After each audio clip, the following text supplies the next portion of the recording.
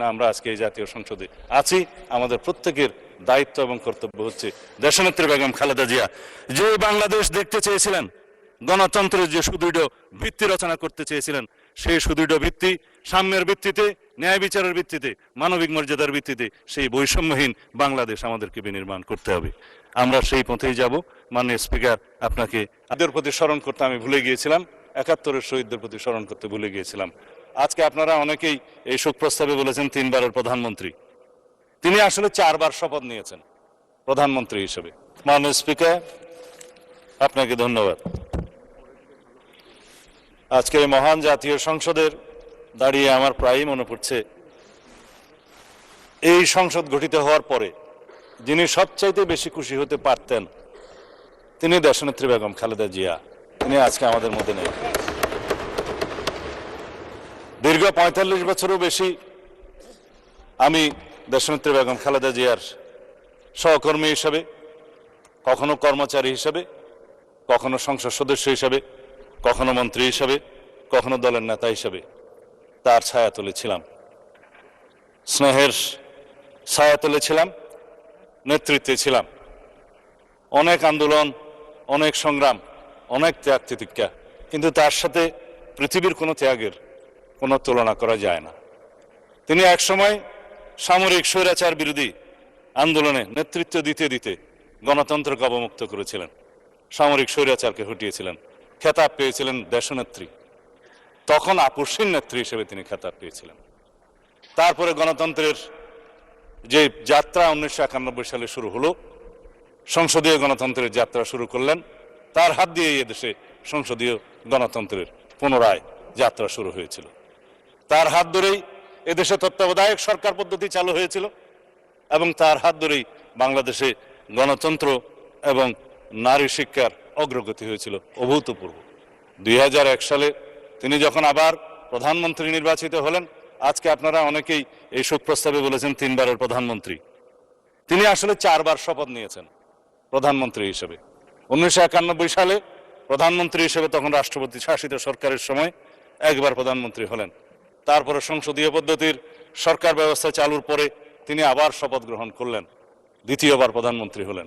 তৃতীয়বার প্রধানমন্ত্রী হলেন ২০০১ সালে এবং চতুর্থবার ১৯৯৬ সালে ষষ্ঠ জাতীয় সংসদে তিনি প্রধানমন্ত্রী নির্বাচিত হলেন। এই ৩ বার, চতুর্থবার ২০০১ সনে প্রধানমন্ত্রী নির্বাচিত হলেন। তিনি অপরাজিতা।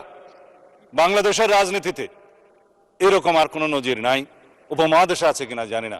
যতবারই যত আসনেই তিনি নির্বাচন করেছেন, ততবারই তত আসনে তিনি নির্বাচিত হয়েছেন। তিনি আপসহীন দেশনেত্রী হিসেবে খেতাব পেয়েছেন। বিগত সময়ে স্বৈরাচার বিরোধী, সামরিক স্বৈরাচার বিরোধী আন্দোলনের সময়ের ধারাবাহিকতায় বাংলাদেশের গণতন্ত্র যার হাত দিয়ে বারবার অবমুক্ত হয়েছে, সেই ধারাবাহিকতায় ফ্যাসিবাদ বিরোধী গণতান্ত্রিক আন্দোলনে অবিরাম সংগ্রামের মধ্য দিয়ে তার নজিরবিহীন ত্যাগের নজির স্থাপন করে তিনি খেতাব পেয়েছেন বাংলাদেশের মানুষের কাছে দেশনেত্রী এবং গণতন্ত্রের মা। আজকে সেই গণতন্ত্রের মা আমাদের মধ্যে নেই। তিনি নেই, কিন্তু তিনি আছেন বাংলাদেশের প্রতিটি মানুষের অন্তরে। সারা পৃথিবীর গণতন্ত্রকামী প্রত্যেক মানুষের অনুপ্রেরণা হিসেবে তিনি জীবিত থাকবেন তাদের অন্তরে। তিনি যদিও আমাদের মধ্যে শারীরিকভাবে নেই, সারা পৃথিবীর মানুষের গণতন্ত্রের অনুপ্রেরণা হিসাবে তিনি সারা পৃথিবীর মানুষের মধ্যে জীবিত থাকবেন, জাগরুক থাকবেন। তিনি আমাদের অনুপ্রেরণা জুগিয়ে যাবেন।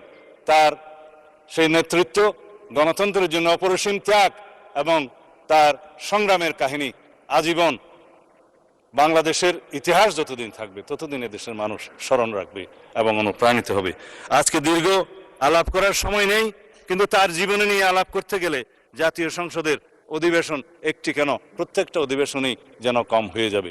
সুতরাং আমি আজকের এই মহান জাতীয় সংসদে, যেহেতু আমাদের দীর্ঘ ১৭ বছরের রক্তের উপর দাঁড়িয়ে, যেই গণতান্ত্রিক সংগ্রামের উপরে দাঁড়িয়ে শহীদের আকাঙ্ক্ষার ভিত্তিতে যেই ভিত্তি নির্মাণ হয়েছে, তার ভিত্তিতে আমরা এই জাতীয় সংসদে দাঁড়িয়ে আছি, সেই জন্য আমি আজকে সময় বেশি নেব না। এই কামনা শুধু করতে পারি তিনি আমাদের গণতান্ত্রিক সংগ্রামে আজীবন অনুপ্রেরণা হয়ে থাকবেন। যারা দীর্ঘ ১৭ বছরের ধারাবাহিক সংগ্রামকে প্রত্যক্ষ করেছেন, যার ধারাবাহিকতায় 2024-এর ছাত্র গণ অভ্যুত্থান সংগঠিত হয়েছে।